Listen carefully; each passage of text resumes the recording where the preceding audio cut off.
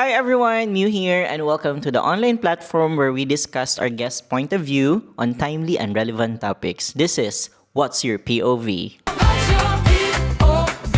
What's your POV? Bring your whole world through. We've got room for you.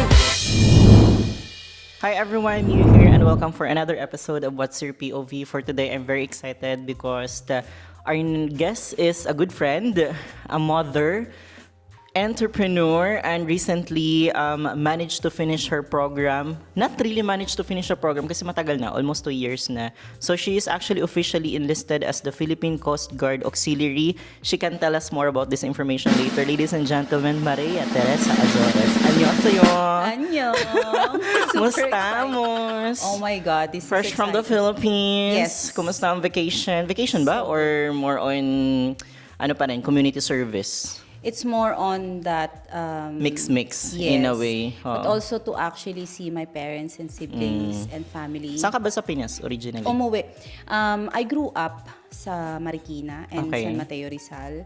But my mother is actually retired na, so she went home to Tacloban. So we went travel to Tacloban. Yes, nakita ko yung picture mo. By the way, I'm from Burawin, Leyte. Yeah. So parang Yes, 1 hour away lang siya from Tacloban. Oh my So yung God, mga it's pictures na beautiful. nakita ko na pumunta ka dun sa ano yun, kay MacArthur. MacArthur sa Oo. Palo, Leyte. Yeah, ano lang yan namin, kusina lang namin yan from the Kusina. school kasi I'm from St. Paul. Parang walking distance lang siya, Kampitik ka.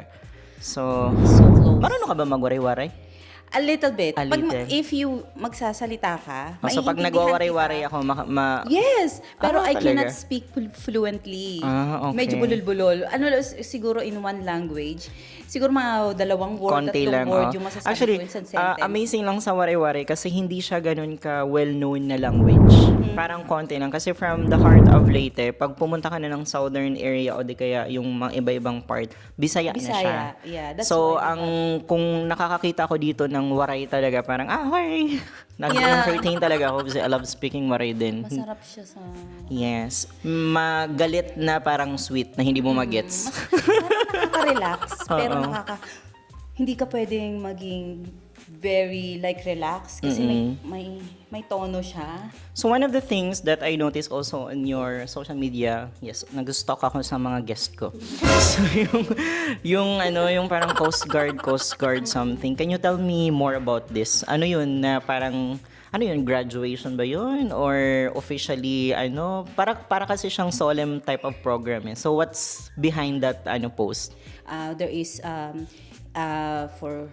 for military, Air Force, and then Coast Guard. So nag-email ako sa kanila for my intent, nag-send ako ng email intending na gusto ko Interested ka yes, to be na part of it? paano yung procedure Okay. and how to go through that. So technically, ano yung pinaka main function niya? Like ano yung magiging role mo for our country? Ito.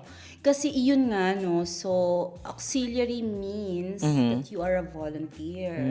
So more on socio-civic for the Okay. community. So we may mainly function namin is to support yung Philippine Coast Guard. So parang more on volunteerism work talaga Very, siya. Showbiz question, may sweldo ba? Wala. Talaga? Wala. So It's purely all volunteer talaga. yes. Pero recognize kayo ng government of the Philippines as the national whatsoever. Anong term ba? Reserve Philippine something? Coast Guard Auxiliary. Auxiliary. May mga tawag-tawag ba? Di ba mga surgeon, blah, blah, blah. Yes, May mga meron. ganun. Ano yung Meron, for tawag sa'yo? Ako, yung position ko right now, auxiliary lieutenant. Oh. Yes, meron kaming ganon. Meron talaga, may decorum kami. We follow strict. That's nice. Parang yung mga CAT level before when we were in high school. Yes, yun meron So talaga. per level talaga siya na na peg. Amazing. So anyways, by the way, welcome back to our country. And then Yes, I'm so happy. welcome to the show. This is called What's Your POV. So technically the goal of the show is to really create the goal of the show is for me to get some POV or point of view of our guest. So pag sinabi kasi nating POV, mag-open ako ng topic and then from that particular topic, usually kasi mga tao hati. So, nagiging debate type of forum siya. So, parang nandito naman ako to listen to your POV. So, I'm not here to argue with you. So, ang inaano ko dito is gusto ko malaman yung POV mo on particular topic na pag-uusapan natin. So, since na-mention mo about volunteerism, so parang gusto kong umikot dun yung topic natin right now. So, ibabato ko na yung POV questions nun. From there, pag-usapan natin siya. Yes. Ready? Alright. So, ito na. So, what's your POV on people who do community service while also building their personal image? So, can we consider this na genuine service or para lang makakuha ng recognition? Para sa akin, no, being a volunteer can be genuine Okay. and at the same time, highly visible. Mhm. Nasa modern time na kasi tayo, no? Tama. I have been a volunteer for a very long time and I haven't... How many years na ba in general? Oh God, since I was a teenager. Really? I used to go every summer sa area namin. Okay. We go sa bundok. Every Sunday we go sa bundok. We do Sunday school sa bundok. We read books for them. We distribute that's kits nice. for them, and then we eat meals. We bring snacks for them. Okay. Literally like yung hygiene kits and all this. So it's been a long time, but alam mo yung during that time kasi walang social media. Oh yeah, totoo naman. Diba? So, I think na at this stage na meron tayong mga social media, like we can show them what we actually do. It's like modeling. Okay, so parang yung goal mo is to influence the public to parang gawin nyo din to. To actually encourage them and make them aware that etong may needs tayo na ganito, Okay. we can actually help them. Makes sense, Yun, makes it's like sense. modeling, no? So, And also- in your action, parang masasabi ko na genuine naman talaga siya. Pero how can we trace those parang hindi genuine? Na, alam mo yun? Ayan, oo. So, para sa akin kasi, I am a part of a very loving community. Truth, oo. The reason why I am in the Philippine Coast Guard as an auxiliary is because I want to have the resources be brought to the hands of the needy directly. You know, recently meron tayong nangyari sa Mindanao, which is the earthquake, and we have actually gathered support, the whole PCGA, which is the Philippine Coast Guard Auxiliary. All the branches actually help. We collected and we put it and we deliver Okay. to the people na nangangailangan. Well appreciated all your voluntary work. Thank you so much for your service. Pero yun nga, parang I'm really curious. Like, ano naman yung POV mo for those people who are doing volunteer work pero their real intention is just to use all of this documentation for publicity stunts? You get my point? Very politician na nagalawan na parang kunwari tutulong pero ang goal pala is you can use it for your social media posting. Yung sa'yo gets ko kasi yung goal mo is to attract more people to do volunteerism. Pero how about your POV on those people na parang their goal is just to get for publicity stunts? Actually, although may naririnig na akong ganyan, hindi ko kasi masabi kung anong nararamdaman ko towards them. Alam mo yung, hindi ko din alam kasi nobody knows what they're thinking, what is in their heart, no? So, ako kasi as a person, we do not know what's the intention of another person. So I cannot comment. Pero kasi if this certain social content creator is actually helping, ganito kasi yan. Go lang. For example, itong content creator, we don't know the intention, right? But it can be genuine, it can be not. But if nade-deliver niya yung need ng taong tinutulungan niya, for example, are we cleaning up the community? Are we feeding the needy? Are we providing the school requirements na, you know, ito yung kailangan nila? If the need is delivered, then wala kang that is problema more than dun. enough. So technically, yung POV mo is more parang, okay, don't care about these people taking videos or whatsoever for their publicity stunts as long as the job is delivered, carry lang. Yes. Okay, makes sense din naman. Oo. Yeah, kasi alam mo, mas maraming As long as nangangailangan nagawa kaysa yung sa work. tumutulong. Oo, totoo naman. Yeah.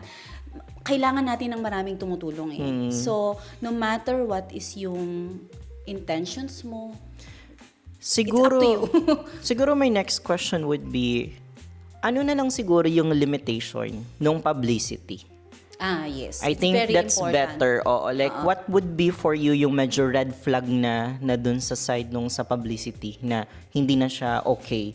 Kasi you mentioned earlier na it's totally fine as long as the job is done. Kasi yun naman yung goal natin, that's you being a volunteer. Pero ano yung limitation nung publicity na dapat hindi naman siya dapat gawin? Oo, meron akong high on privacy, individual privacy and dignity, no? Okay. We need to help people, but we keep their dignity intact. Oh, Yes, we do that's not. good. We are not supposed to show their faces, Correct. their individual identities. We are Correct. not supposed to do that. We're not supposed So, to be on i-blurred social na lang media. siguro, Yes, no? Or di yeah. kaya ask for consent first I do before not think uploading. asking for a content is supposed to be. It shouldn't be I mean, there. consent, like asking the person, pwede ko ba tong i-upload? I-blurred ko lang yung mukha mo. The thing is that even if you blur it, it's still you are removing their dignity in Kasi receiving help. somehow na-identify Yes. ng konting ano. So we want to keep the dignity intact. Kasi nahihiya na sila sa situation nila na hirap humingi ng tulong. No, mahirap humingi ng tulong, especially if you genuinely need it. People have egos and privacy and stuff like that. So kung tutulong ka, preserve the dignity. Help them at don't Correct. show them. Don't even Kasi mention pwede them. naman yung parang nag-i-explain ka lang sa video, no? Tapos konting-konting clip lang no nagpe-prepare ka. But not to the point na parang talagang pinakita mo na yung tao. Yes. Oo, kasi parang... Especially if we are talking about minors and women. Kasi that's very, very sensitive. Yun na yung red flag na talaga. Very red. Na bawal na, hindi na siya tama. Yes. So, kumbaga, do it your... Pero, you know what? One thing that I really appreciate about you, kasi before, wala pa namang social media. And then you're doing it already. So, the intention is very good. So, now that you post something about yung sa Coast Guard nga, so parang I feel the genuinity of it, that you're just proud of it, that you finished the program or ongoing program siya. Kasi nga, dati na ginagawa mo na siya, hindi ka naman nag-capitalize on posting it. Na ngayon na may social media na, kumbaga, as a 30-40 person, nakikitrend lang tayo ng konti. Meron akong happy 8 followers that are always liking Diba? and And you'll never know, yung 8 followers na yun is na-influence mo na to do other volunteer work also as well. Actually, once in a while, nakakakita ako ng tao na sinasabi nila sa akin na hindi nila maintindihan. Explain mo nga sa akin. And then may ibang tao na makikita ko na, kilala kita, ikaw yung doon. That's yung nice. Ganon.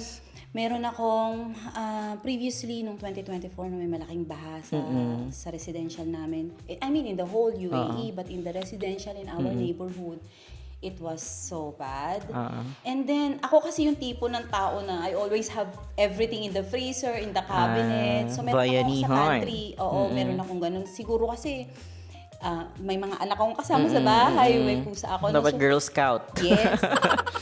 Ano nangyari yon? Ang daming nagpo-post, ang dami. Tapos, may friend ako na bigla na lang niya ako nilagay sa WhatsApp group. Nagulat Okay. din ako. Ang daming nangangailangan ng tulong that time. Totoo naman. And Oo. it was just, alam mo yung pag nanay ka, kailangan ko lang bumili ng pagkain kasi may 5 akong anak. Wala na silang snacks. And then sobrang baha. Yung baha that time is hanggang... Bewang na almost? Yes. Really? Yes. So, dun ko na, you do that. You do that because you're a human being, no? You're a mom. Ayoko mangyari sa mga anak ko or ma-experience nila yung the same.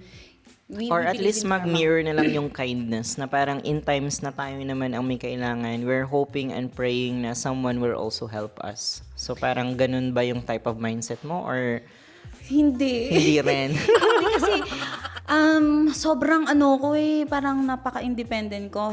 Hindi na So, siya may healthy. giving- Pero May giving element lang talaga sa side mo na parang you really want to help and to volunteer. yes, pero ang hirap para sa akin humingi ng tulong. Ano Hiyang-hiya talaga. Yes, nahihiya Okay. talaga ako. Nahihiya ako.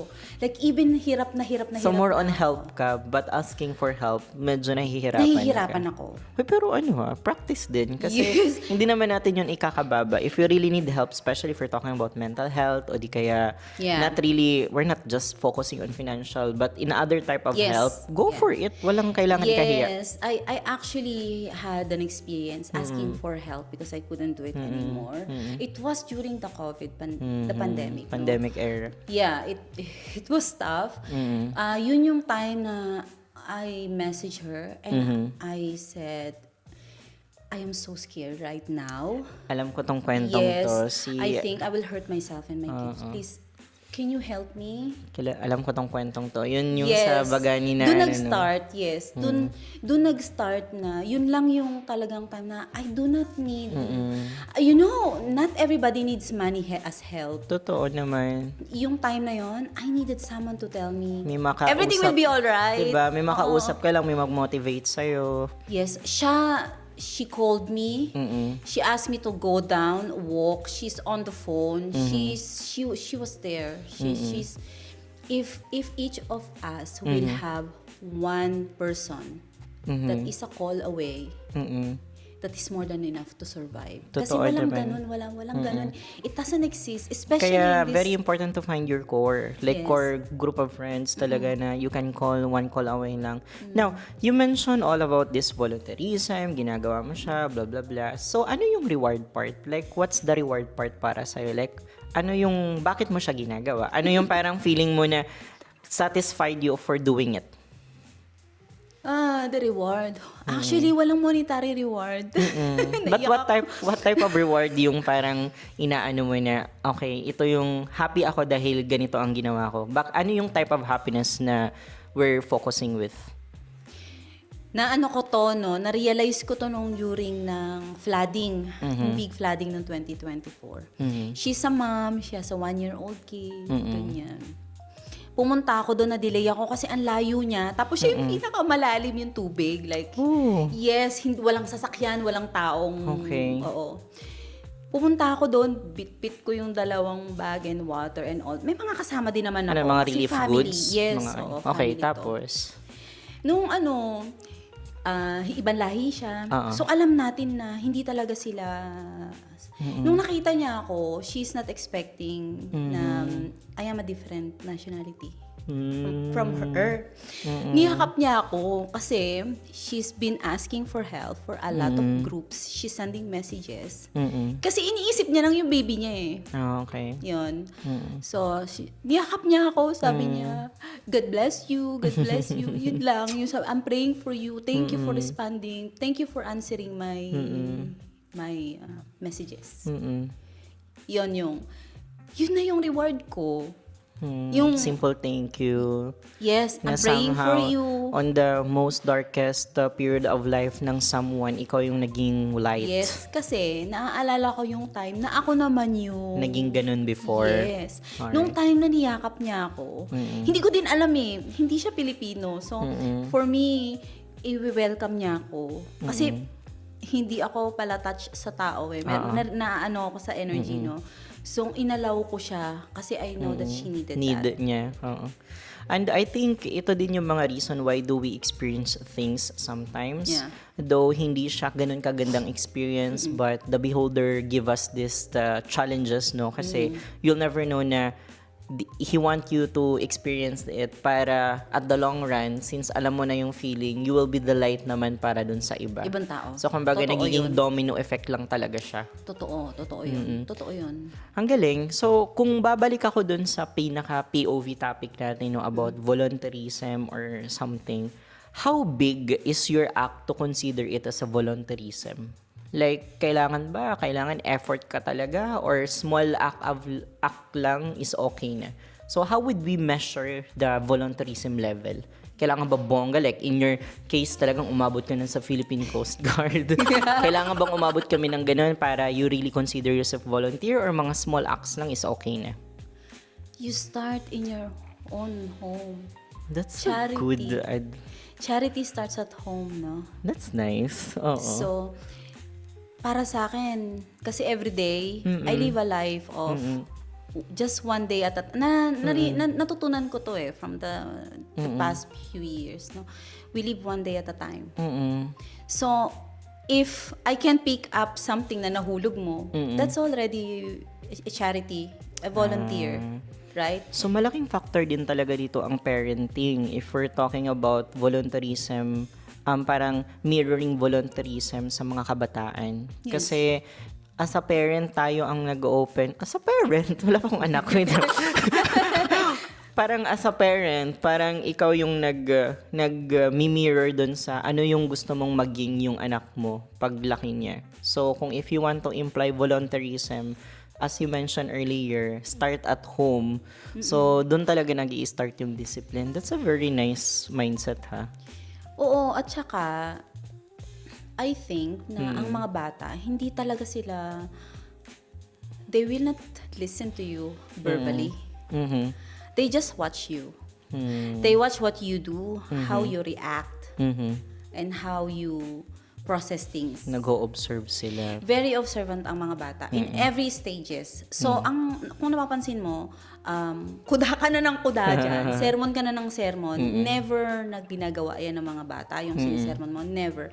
But if you actually show them in actions, Doon nila mako-compare na, Yes, okay, it's ginagawa more ni mother, effective. ito dapat ang gawin ko. it's more effective. Ako naman siguro if in my POV naman aside, no, because when I was in college naman, I do a lot of volunteerism also.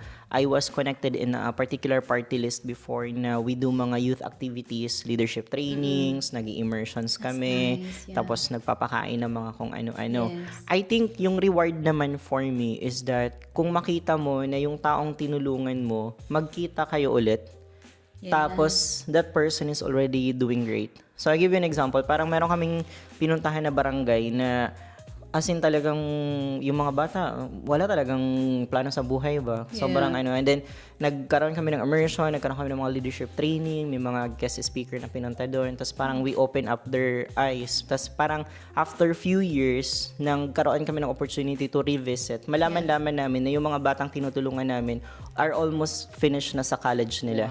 So parang yun yung Well parang done. yun yung reward. Yes. Parang okay, nakatulong ako ng very light. I'm not taking the credits na siguro dahil sa ginawa namin before, tas na-realize niya dapat mag-move siya. Pero you've been part of the formula Of the na changes. na naka-add ka. So I guess for me naman yun yung reward na na nakita mo yung end result at the long run. Yes, it's a very good example ng ripple effect. Kasi at the end of the day, they will also be someone na they will do the same or Malay mo better. yung kachika mo dyan, future barangay ano na pala yan, di Yes, ba? totoo yun. Maka ito na pala yung mayor. At least ikaw nakatulong ka nung sa journey niya. Totoo yun. Totoo. Totoo na naaalala nila yung ginawa mo or nung ginawa ng group. Makikita mo na lang sila pag or i-add ka nila sa social media. Ate, naaalala mo ako, pumupunta ako sa dati. Ate, nandito na ako sa Taiwan ngayon. Oh, that's Nagugulat nice. ka na lang. Magugulat ka na lang. Yun yung reward na sinasabi ko na parang hindi mo naman kailangan ng justification kasi at the end of the day, what they do to their life is sila na yun. That's up to them. Kasi hindi naman natin ma-change 100% yan eh. Makaka-influence tayo ng konti but not to the point na babaguhin mo yung buhay nila. Kasi hindi mo naman mafo-focus yung time mo on that particular scenario. Pero kung makita mo yung changes in the future, that's more than a reward talaga. Yes, very. Masarap siya sa heart. Yeah. Tsaka ako naman siguro if I'm going to generalize na lang siguro on my final advice for those people seeking for volunteerism or gusto talagang mag-volunteer, the first thing that you need to know is, are you ready? Kasi hindi naman siya parang you're going to do it lang kasi gusto mo. You have to do it because merong something dun sa heart mo that you want to help. Yeah. Kasi hindi naman siya right na parang, gagawin ko lang siya for the clout, for the kasi maraming nagvo-volunteer ngayon. No, do it from the heart. Kasi mas nakakapagod siya gawin kung hindi mo siya talaga genuine na gustong gawin from your heart. Parang walang reward basis, Totoo. kumbaga. At saka, while doing volunteer, no? may mga bagay or situation kang may encounter that you are not allowed to break. Like for example, this woman, she hugged me.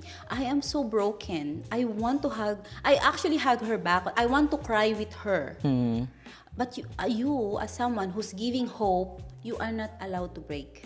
Yeah, In totoo front naman. of yung doon. So, if nandun ka sa situation na lalo na you are emergency and response, may mga volunteer kami na they go to very difficult situation, car crash, Yeah. landslide, May nga pinaghuhugutan flooding. sila kumbaga to begin with. Yes, you need to be whole Na ready ka and talaga. professional. So, when you go there, you be polite, professional, and whole. Maraming salamat sa oras at sa time, and I do hope na if ever we have new seasons upcoming at marami pa tayong pwede pagchikahan, invite kita ulit.